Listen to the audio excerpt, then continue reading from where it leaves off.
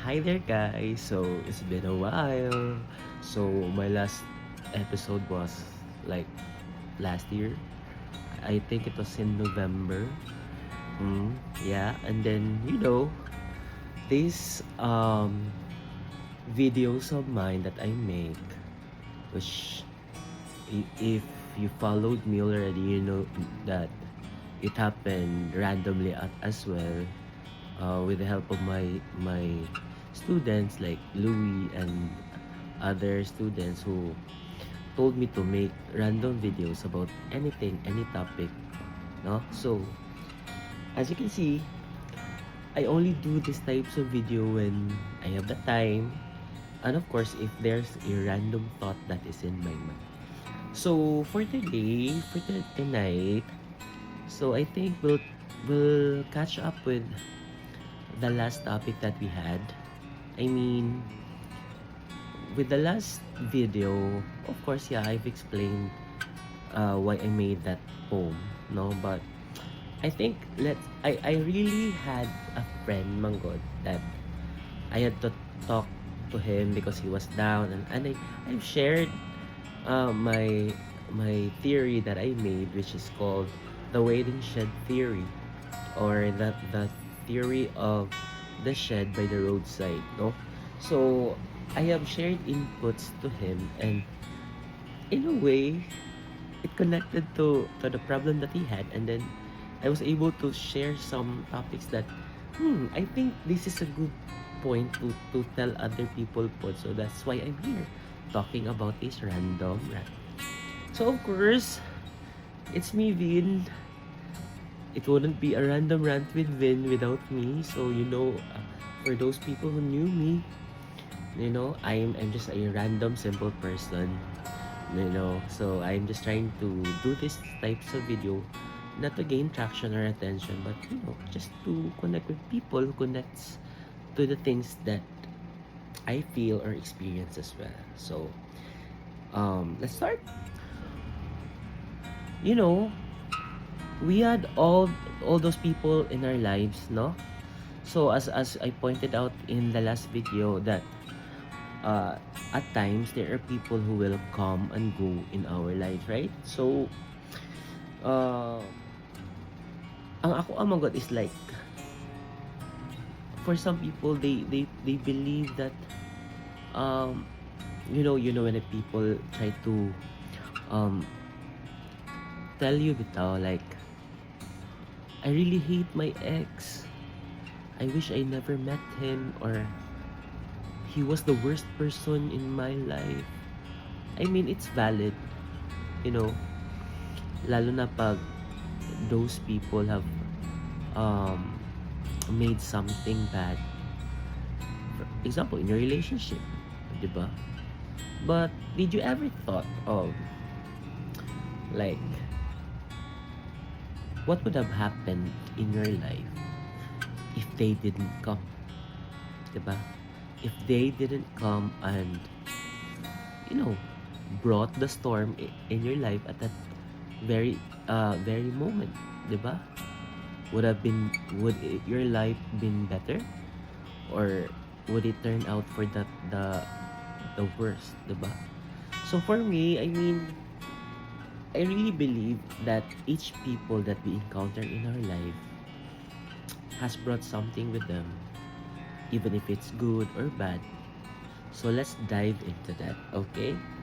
So I'm not that kind of, like, a person who posts online that I'm really into it. I'm professional about it. So I have here my guide, no, so that I will not be lost with what I'm about to share to you, no. So let's focus first on this topic, no. So I have written here that in our life there are those people who appear exactly when um there is a storm that hits, no? So they gave us a place to sit, a moment to breathe, and the strength to wait for the bus that would take us where we were actually going. But have you ever stopped to think about what it feels like to be the one standing still? No? Grabe siya na question. Have you ever stopped to think about what it would feel like to be the one standing still? The waiting shed theory. Diba? You know naman for the last episode. What is a waiting shed? Diba? So, let's go to the line in the poem that says, I am not the house where they reside. I am the pause, the heavy realization. Some of us are built of concrete and moss. We are reliable. We are sturdy. We provide the bench for weary feet, but the inherent nature of waiting shed is that it is meant to be left behind. So, back to the question. What would have been the feeling if you are the waiting shed?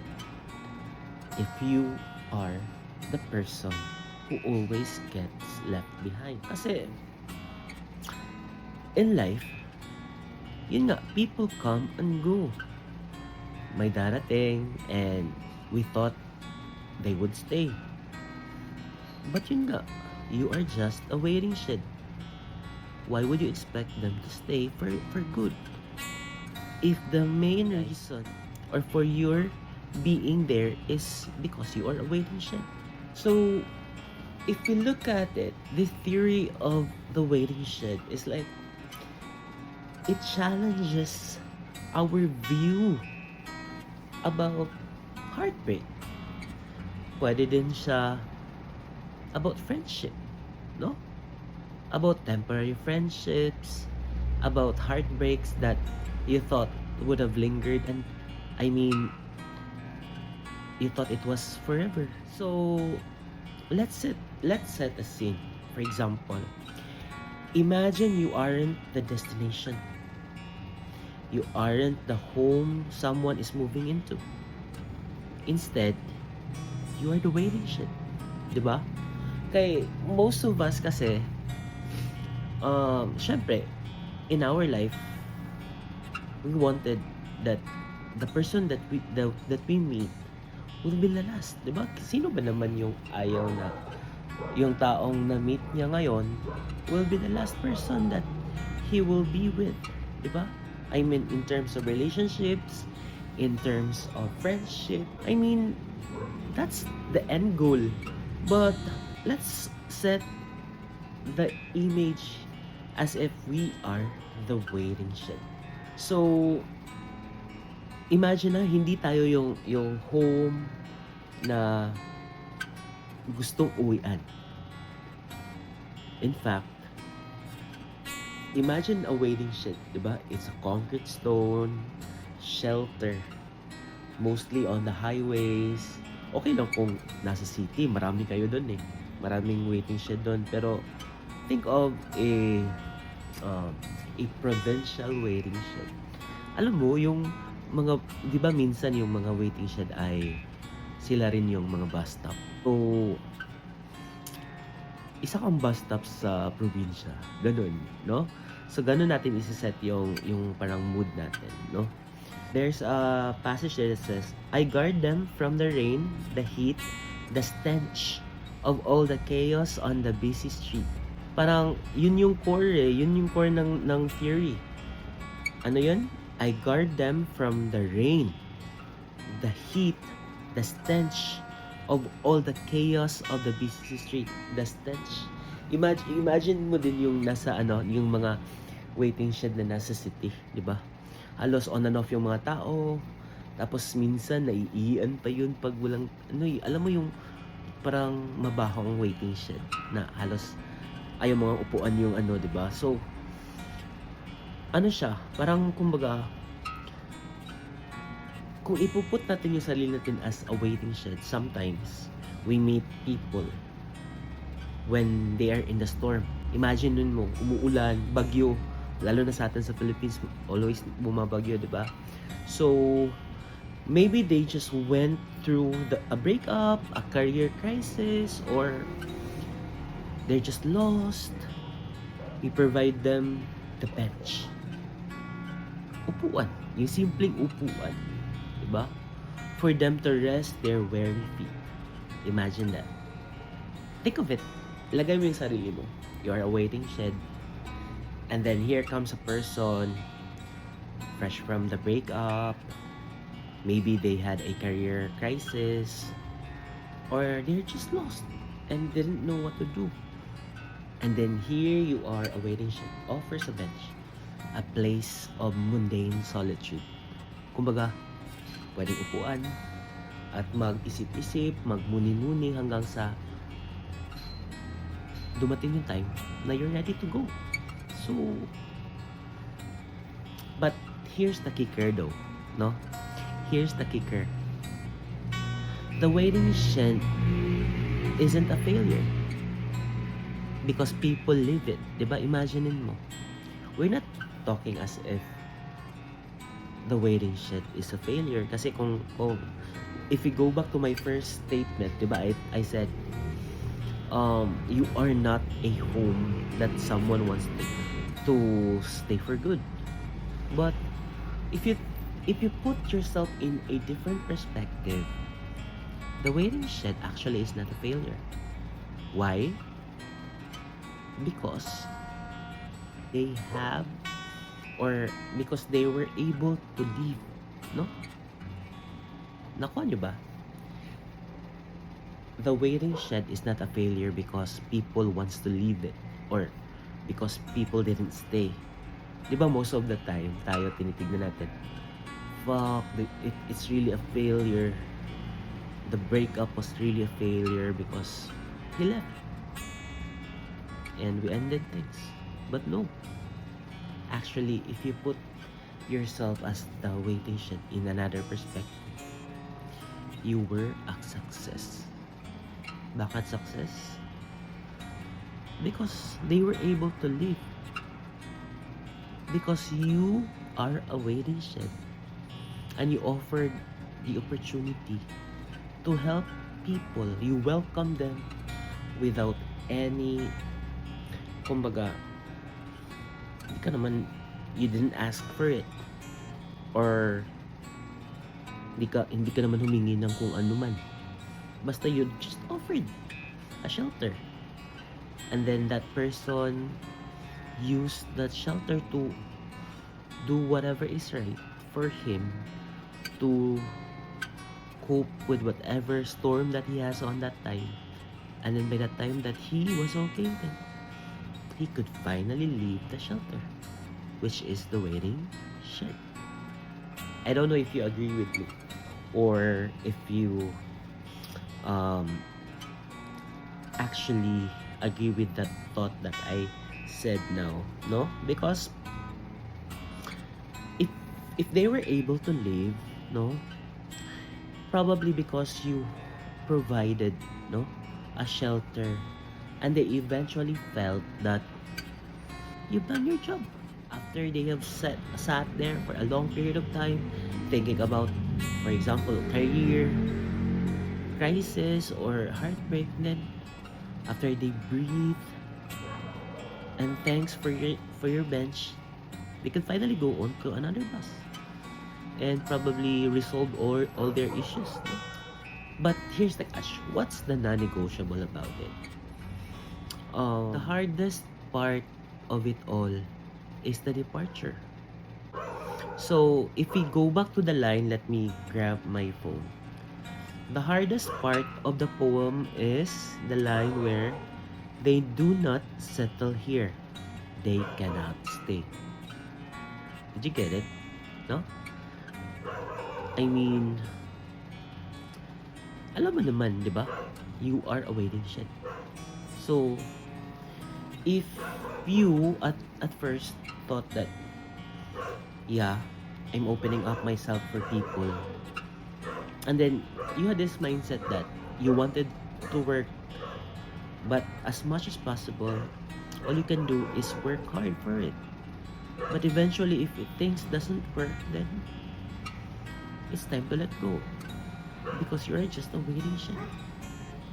But what's important is that you provided everything to to that person so that he could get on the next bus.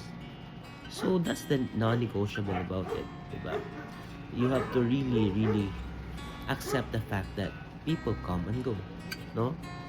So, it's a bitter pill to swallow, right? Ang hirap. Oftentimes kasi we want to become the home. The final, kung ano ba, parang every end of the day, you want to be someone who he or she can really rely on. Yung parang kumbaga, he could talk to you, what happened to his day, parang ganun.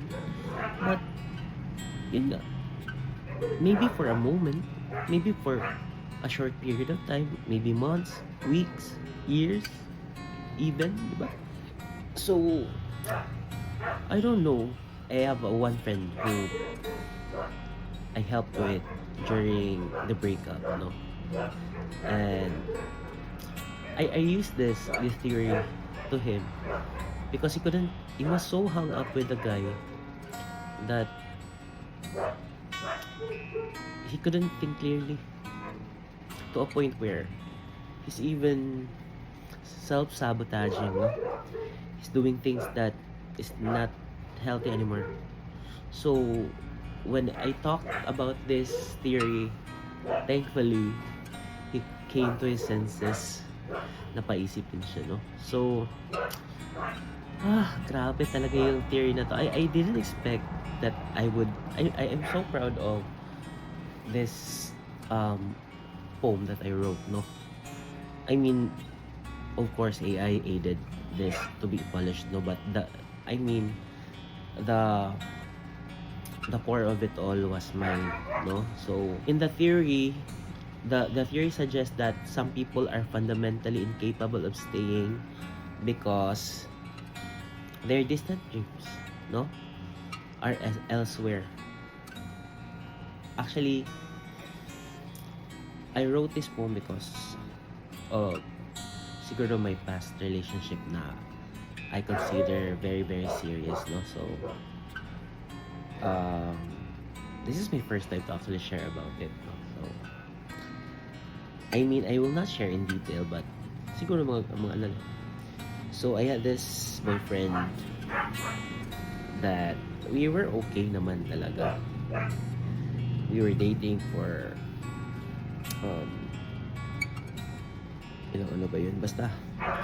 And we were okay. We're really jive, but when he asked to live in together, I mean, I'm not that ready yet that time. So, to cut the story short, we chose to end things because he was promoted and he transferred to Manila, and my job is in Cagayan de Oro, and things really don't connect. And so I can see myself as, for that time, for him, it's like he was the person who stayed in my waiting shed, no? Because exactly, although it's a bitter pill to swallow, life is like that, no? When the bus arrives or the sun comes out, they grab their bags, diba? And don't look back. Most of them don't look back. Pero thankfully for my ex, from time to time we have this a little bit of conversation, and I think that's one of the things that I'm proud of because we talked about it and we became friends after that, no? Although some people would argue that you can never be friends with your ex. It's either you're bitter or you're still hung up, but you know, things moved on, life goes on, no? So yun nga, because by definition, a waiting shed is a place of transition. It's either they're just waiting there because they need to connect to another bus, 'di ba? Like the terminal, like the, of course, like the airport as well. There's a layover, no? So maybe he is a person who just stayed in my waiting shed for a while, no? But so, as a person who was left behind, or not left behind, or as the waiting shed, so how do we deal with loneliness, emptiness after being left out, diba? No? That each time, if even if you're mature enough to put yourself as the matured waiting shed, you know, people come and go, as they say, but how do we deal with this, no? So in the poem ends with the thought that says, empty once again beneath the sky. Oh, grabe. Empty yet again beneath the sky. Empty. Yun eh. It's the fact. Umalis siya. Or hindi naging kayo. Or it failed. It ended. Diba? Ay. Well, for me, it's about radical acceptance. By radical, I mean, yun eh. Wala ka namang dapat magawin. The waiting shed theory, you know, could really teach us, no? That the value isn't measured by how many people stayed or forever. Hindi naman hindi naman natin pwedeng ipilit na people would stay. They have the reason. Of course, there's faith as well. They have maybe I'm a true believer of faith kasi din eh. I don't know. I'm just a hopeless romantic, but that's me. That maybe it was just meant to be that short, or hindi naman siya ang final talaga na para sa iyo. So what's important is the quality of it. The quality of the time that the person spent in your waiting shed. Like what do they call it? As they say, it's a brief reprieve. Brief reprieve. Meaning brief. Parang sandaling ginhawa, 'di ba? Or in Bisaya we call it parang gamayng pahuway ba? A short break from everything. Yung parang we offer ourselves as a brief reprieve. So we are the place where they found the strength again. Maybe to continue to love again. And that's the hope that, and in the end of it all, we offered our shelter, our most genuine shelter, ourselves, diba? Na, for example, in a relationship, na binigay mo talaga lahat. Maybe hindi lang talaga nag-work, pero you gave everything. Maybe misunderstandings, maybe cheating as well, but hey, you can't control everything. So in conclusion, grabe, I think this will be the longest episode yet. I don't know, but so I don't know if I'm all over the place, but I hope that you saw what I meant when we dove into those small sections that are important in the poem, no? So in conclusion, everything turns out as goodbye, because in the end as well, we would bid goodbye to the world. We die. The world is one big waiting shed for us as well, because we can't stay forever, diba? So I'm shouting out to those who got left behind, or parang ayoko naman tawagin got left behind, but for the waiting sheds out there. Hello? So I'll call you the waiting sheds na lang. Okay. Ask yourself, no? Ask yourself, because I asked this question myself as well. Were you the destination? So when you say the destination, that's the end goal, diba?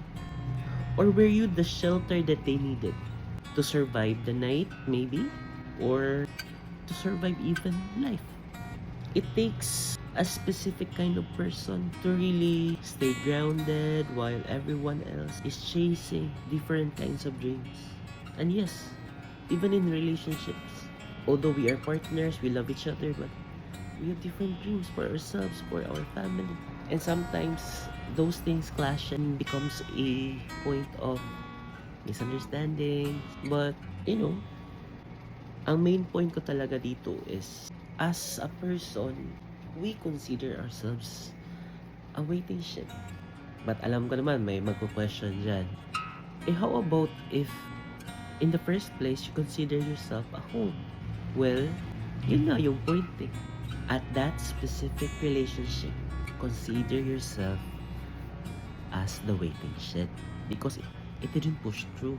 Don't think of it as a failure na hindi na-work out. Just think of it as a turning point that maybe at that time in your relationship, he was meant to go somewhere else and you were meant to stay here. But the beauty of it all is that both of you talked about it.